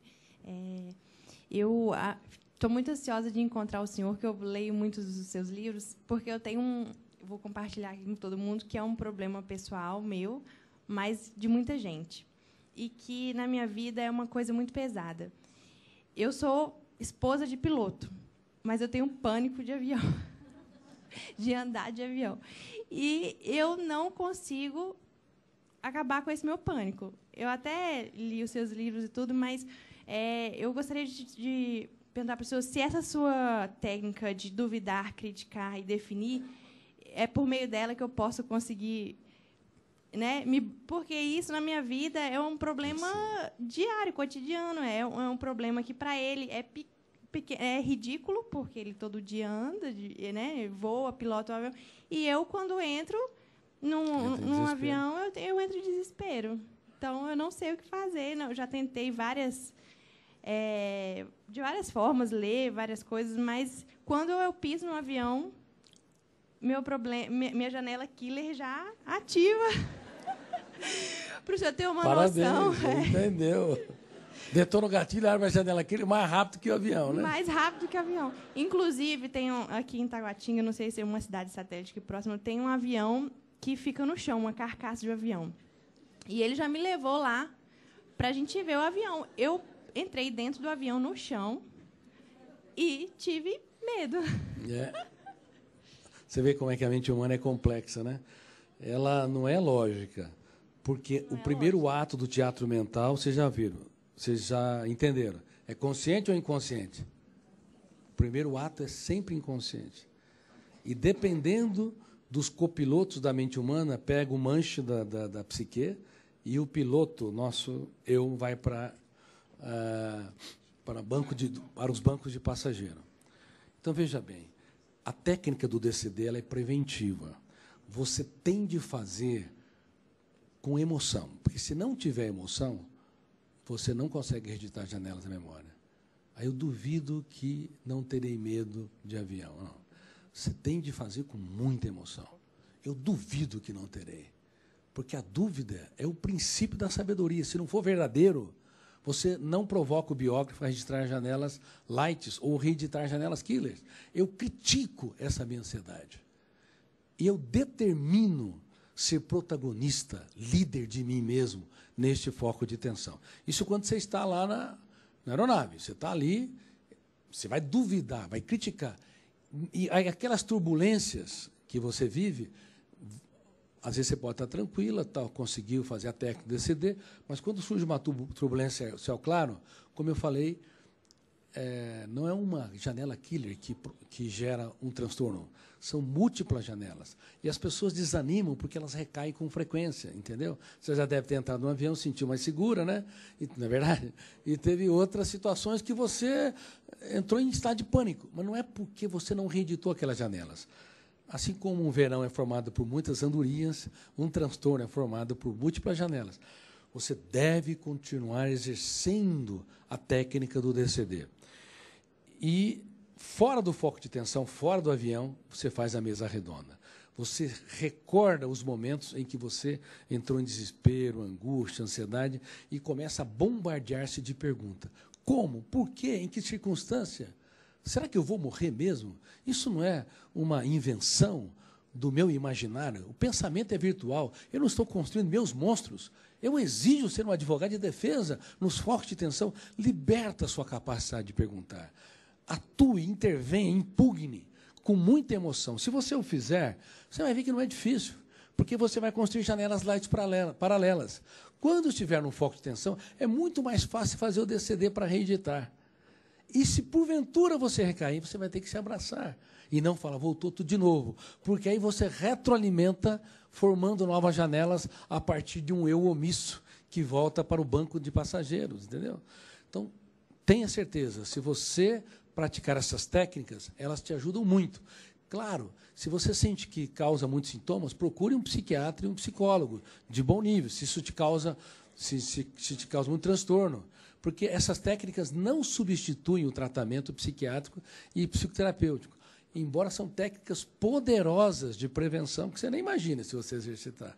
Pelo contrário, complementa, entendeu? Posso fazer um comentário? É curioso, porque a sua pergunta me fez lembrar o seguinte, eu nunca tive medo de avião, mas depois que nasceu a minha filha, a primeira vez que eu entrei dentro do avião, eu morri de medo. Aí eu pensei o seguinte, eu tenho que ter mais confiança agora no avião do que antes, porque eu tenho alguém que depende de mim. Eu acho que é mais ou menos isso. A impugnação. E ali na hora, sentado, quando o avião começou a decolar, eu falei, não, eu tenho que ter mais confiança agora. Que é aquela coisa de você imaginar, agora tem alguém que dependa de mim. Até então não tinha. Então agora eu tenho que ter mais confiança no avião, e não medo do avião, tenho que confiar mais. Mais ou menos isso que aconteceu. E nunca mais tive medo de avião. Mas por alguns instantes eu tive. E se não faz, sabe o que acontece? Registrou uma janela killer. Aumentou a frequência do coração e a frequência do pulmão sentido como falta de ar. Foi uma janela killer duplo P. A próxima vez que entra no avião, vai tornar o gatilho, no meio de milhões de janelas vai encontrar aquela. Vai reproduzir o núcleo traumático. O mesmo ocorre com quem tem ataque de pânico. A pessoa está ótima de saúde, detonou o gatilho, abriu uma janela que ela vai morrer, ainda que ela saiba que esteja ótima, como atendi vários médicos, meus exames estão ótimos, mas porque o medo de morrer me apavora a tal ponto que eu não consigo operar mais, eu não consigo clinicar mais pacientes, entendeu?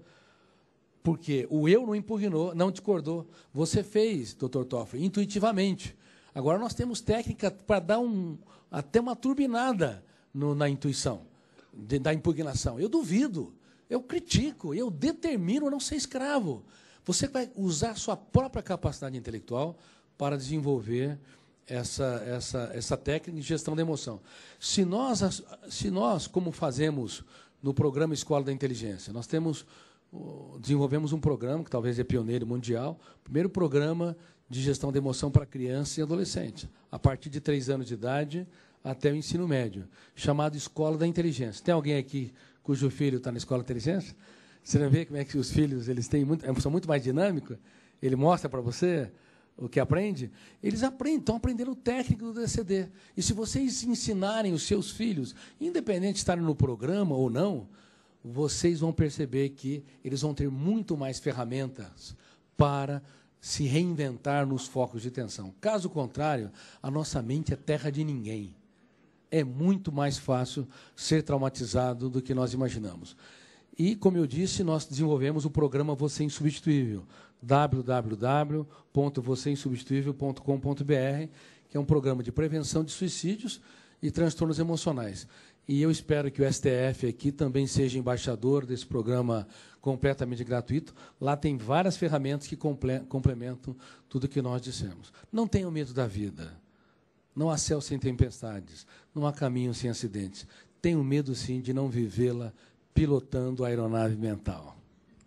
Vamos a uma última pergunta. A última pergunta, é isso? Boa tarde. Oi? Boa tarde. Eu respondo depois da sua, tá? Tem mais outra, né? Oi? Está ouvindo? Estou ouvindo. Boa tarde. Eu sou o Manuel. Na verdade, eu nunca li nada seu. Prometo que, agora para frente, lê-los. Né? Ganhou um leitor. Se tiver uma versão digital. Tem muito. É que eu tenho problema de visão. Olha só, voltando à questão de Cristo, né? Eu falo isso porque aqui tem muitos gestores, né? E a questão de mudar uma pessoa é realmente muito difícil, né? Então, veja você, Cristo, havia ali uma diversidade enorme de perfis. E ele trabalhou com todos aqueles, ele trouxe para ele, trabalhou com essas pessoas de forma a atingir o seu objetivo. Ele não tentou mudá-los, né? Então, isso para os gestores e tal é uma coisa que deve ser observado. Eu, por exemplo, e aí vai um exemplo meu, eu sempre tive muita dificuldade, eu sempre admirei a pessoa do bateu, levou. Né? Eu sempre fui mais passivo. E isso me trazia muita tristeza quando eu tinha um embate ou qualquer coisa e eu não conseguia... depois eu ficava pensando, por que eu não agi assim? Por que eu não disse isso? Né? Isso me trazia uma tristeza, assim, uma angústia, sempre depois dos ocorridos. E aí, com o tempo, eu sentei, comecei a ver e percebi que, na verdade, a gente não tem que se preocupar com o perfil da gente. Eu sou do tipo bateu, levou. Não podia ser assim. Cada um tem que procurar admirar, ali ver o que tem de bom na sua forma de agir e procurar, sim, observar do lado, as pessoas do lado, a pessoa com quem você vive, a melhor forma de agir com eles. Isso porque nós somos seres humanos e vivemos em comunidade, um colaborando com o outro, o que nos difere dos animais. Então, dessa forma, a gente vai conseguir ter uma alegria e uma felicidade maior. Parabéns.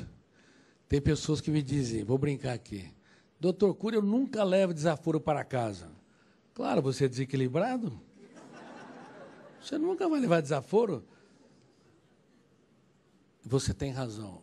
Essa autoavaliação que você fez também é uma forma de você atuar como advogado de defesa, entendeu? Mas, mais uma vez, nós podemos turbinar, colocar combustível numa técnica que era intuitiva e hoje ela pode ser mais psicopedagógica. Ninguém muda ninguém, temos o poder de piorar os outros. Se nós aprendemos a respeitar os diferentes, do ponto de vista filosófico, político, religioso, a vida ganha um outro sabor. E se nós damos um salto um pouco maior, vamos dar risada da pitch. Pitch é picuinhas, irritabilidade e teimosia. A vida fica muito mais gostosa, porque aí nós vamos entender que cada pessoa, com as suas particularidades, é único. E fica muito gostoso conviver com elas, desde que a gente não tenha necessidade de mudá-las. Porque nós não conseguimos. A tendência é formar muito mais janelas killer quando nós intervimos. E se fazemos a oração dos sábios, ou a filosofia dos sábios, o silêncio, nos focos de tensão, as pessoas por si mesmas vão encontrar suas próprias respostas. Caros amigos, não se esqueça, apostem mais e critiquem menos, aplaudam mais e excluam menos. Você vai perceber que toda mente é um cofre, não há mentes impenetráveis. O que há são chaves erradas. Muito obrigado. Responda a outra pergunta. Boa tarde. O doutor comentou no começo da palestra sobre o prejuízo da repreensão repetitiva, né? Eu queria saber como lidar com isso, se o erro continua. Como repreender de forma saudável, sendo que o erro sempre acontece. Você repete? O erro? Não repete? Você, quando vai corrigir alguém, repete a mesma coisa? Ah, sim, eu sou desse que o senhor falou, eu sou o chato, que estou sempre pedindo para não fazer aquilo. Aplaudo pela honestidade, parabéns. Bom, amigos, não funciona repetir, não funciona levar o tom de voz, não funciona pressionar, não funciona fazer chantagem, não funciona falar, eu faço tudo por você, você não reconhece. Não funciona porque o primeiro ato, o teatro mental, não é consciente, é inconsciente, porque abre janela killer, não light, fecha o circuito, o homo sapiens se torna homo bios, instintivo, tudo que nós falamos deixa de ser educativo e se torna invasivo. Nunca funcionou e causou milhões de violências, violências no teatro social, de suicídio a homicídio, a perpetuação de erros e assim por diante. Por isso, temos que mudar a era do apontamento de falhas para a era da celebração dos acertos. nós podemos ajudar muito as pessoas difíceis, aparentemente radicais, aparentemente complicadas, que repetem os mesmos erros, se nós corrigirmos os nossos olhos para ver o invisível e os ouvidos para ouvir o inaudível. Ou seja, perceba comportamentos diminutos que passam despercebidos, e reitero, você não disse, eu digo agora, 99% dos comportamentos das pessoas dignos de aplauso passam despercebidos. Eles e elas que estão ao nosso redor são nossas verdadeiras celebridades. Nesse momento, a gente tem que pedir autógrafo para eles. Nesse momento, tem que falar, parabéns, olha como é que você foi calmo, parabéns, olha como é que você teve autocontrole, parabéns, olha como é que você é flexível. Mas ele é radical demais. Mas quando você exalta uma vez, duas, três, você cria uma ponte nos solos inconscientes, cada vez mais suas palavras têm impacto e o eu dele vai deixando de ser servo daquele núcleo traumático duplo P para construir janelas light duplo P que vão reorganizar o portfólio da personalidade. Lembre-se, somos garimpeiro de ouro. Não criamos o ouro, mas removemos as pedras. Muito obrigado por vocês estarem aqui e serem meus alunos.